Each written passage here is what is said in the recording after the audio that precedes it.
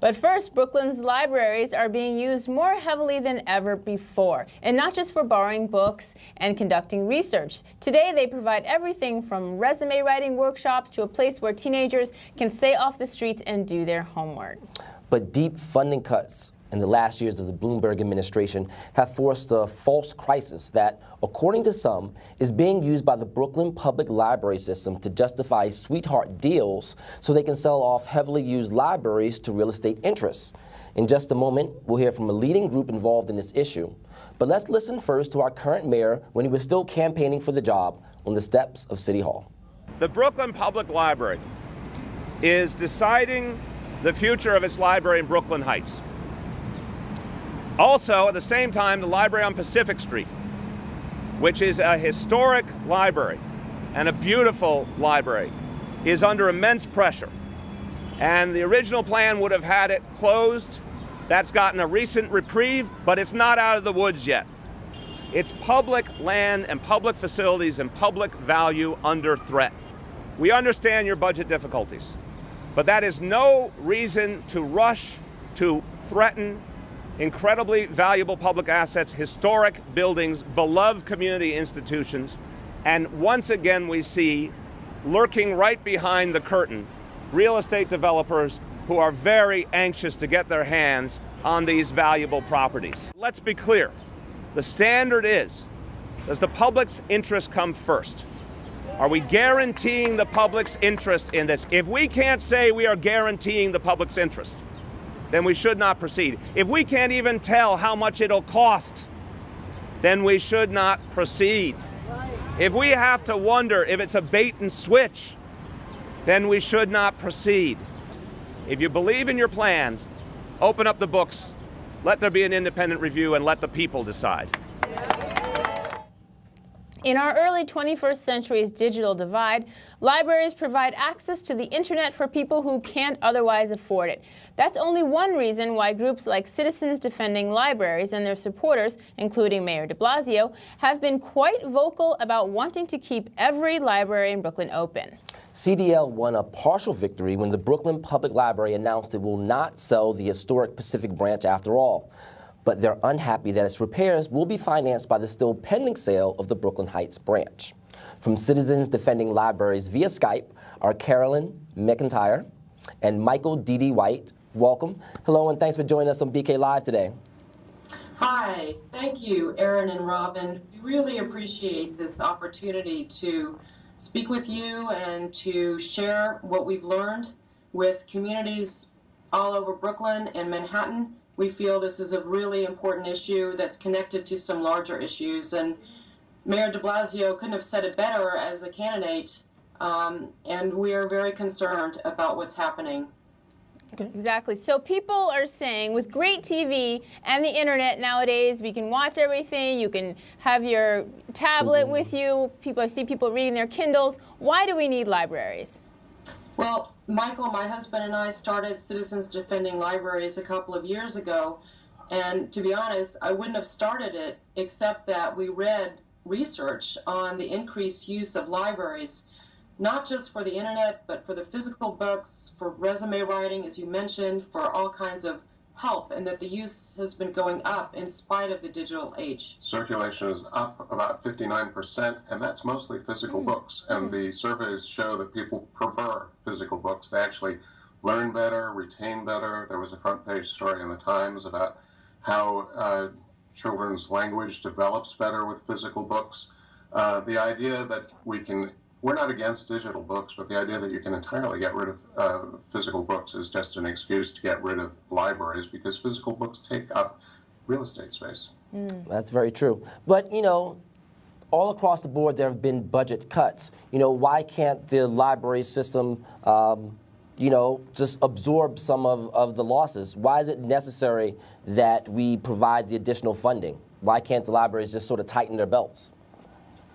Well, the funding of the libraries was cut under Mayor Bloomberg, and you see a great decline in the funding right after Bloomberg gets his third term and they're ready to implement the plans to sell off libraries in this self-cannibalizing funding scheme. libraries, as part of the city's budget, are a very small part. They're less than 0.5%. You compare it to education, libraries are an important part of the way people self-educate themselves, and they work with schools. But comparing what we spend on libraries to schools, it's very small. So it doesn't take much. And the libraries are the #1 priority of the community in Brooklyn. That's what the community boards say. They're the top priority throughout the city. They should be funded, and if they were funded the way people wanted them to be funded, our problem would be, where do we find more library space? Right. And to be honest, too, I challenge the notion that we have to be cutting back on services at a time when New York City is wealthier than ever, and we have a record number of billionaires. It's also good to know that these self-cannibalizing sales, they're not bringing in a lot of money. The first one that they rushed to do, was Donnell in New York, and that was a central destination library, a 5-story library that they sold off to net less than $38 million. The penthouse apartment in the 50-story building that's replacing it is on the market for $60 million. All right, and so we've mentioned Spaceworks. Michael, can you explain what that is? Spaceworks was created at the end of the Bloomberg administration in the summer of 2012. It's a private corporation. It is a non-for-profit, but it's a private corporation, and it says that one of its principal missions is to acquire and shrink library space as being underutilized. One of their first attacks on a library was the Red Hook Library. The Red Hook Library is very small. It's 7,500 square feet. There's a recent Center for an Urban Future report that says our libraries are too small when they're 10,000 square feet. But Spaceworks was going to take over 2,000 square feet and shrink that 7,500 square feet down to just 5,500 square feet. The community came out with us. We alerted people in advance. The word got around that it was beautiful community organizing, and they said, we do not want this. Okay. Can you tell us about some of the victories that you've had with citizens defending libraries? I think we've had quite a few, and you've got to understand that the war is not won by any means. But Donnell, which I talked about a moment ago, they used to talk about that as if that had been a sensible thing to do. Now they apologize for it. I think getting de Blasio and many of the other electeds and those people campaigning for important offices to come out and stand with us, that was a victory. Getting them to back off on the Pacific branch sale, that was a victory. The Bloomberg administration specifically said that they wanted to ink a deal with a developer for the sale of Brooklyn Heights before they left office, before December 31st, 2013. It's only just recently that they've said they have a developer that they want to proceed with, but they haven't gotten very far. I mean, that deal is a total black box in terms of what's proposed, what the luxury housing would look like, what the library would look like, how much money would be coming in as a result, what the public is giving up. There's some affordable housing being talked about, but nobody knows what that would be either, or how much subsidy that would take. Right. I think there was even a rendering that, I'm sorry, I think there was actually a rendering I saw of the Brooklyn Heights library, in which, there's a high rise, but the library that's replacing it is actually much smaller than the original library that is being destroyed. So it's another case in which the space is not being utilized as a library, sort of right under everyone's noses, even through this transition. Right. And Carolyn, what do you say to people who just suggest, these buildings are old, they don't work, in terms of architecturally, they don't work for our communities now, that they'd rather just tear them down and build something new? What do you say to those people? I think it's sad that some of them are sort of believing the narrative that a tiny, shrunken library with some technical tinkerings is going to replace a space that's 3 times the space that they're going to get.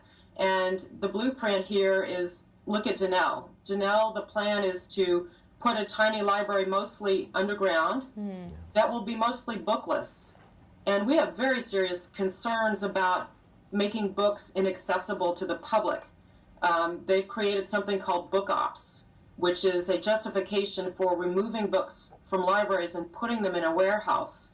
And that's not the experience that, I mean, if you're a mother, you understand, it's not the experience you want to have when you go to the library. You take your children to the library. Mm-hmm. I took my children to the library. Mm-hmm. And you can't have the same experience with the digital. You know, we need the physical books, and our communities need these spaces more than ever. It has a calming effect on a community to have a quiet, safe space. And when we canvassed outside of Williamsburg Library recently, and by the way, I've met thousands of people who use the libraries all over the city, and I'm so grateful for what they share with us and what they say on our petition site about what libraries mean to them. When we canvassed at Williamsburg, it was so sad to hear. There was a woman walking in with 10 children who teaches, and she says that she uses the library every day, and her children use the library, the children that she brings there. And I said, you know, how did you feel about being pushed out of the children's section to make room for a private group called Spaceworks?